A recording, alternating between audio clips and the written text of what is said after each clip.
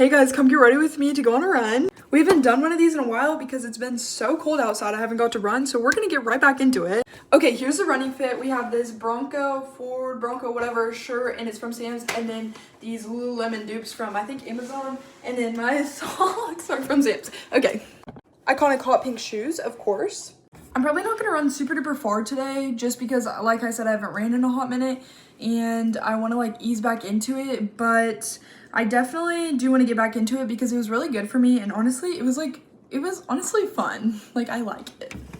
While I'm running, I definitely don't like it, but like, I don't know, I just feel so good afterwards. Okay, I tied my shoes and now I'm gonna go fill my water bottle and get my headphones and get ready to go.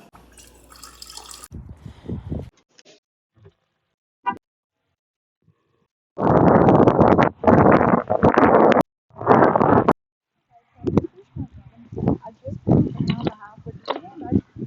Like I said, I was looking into it. But now I'm walking back to my car and it's so nice outside.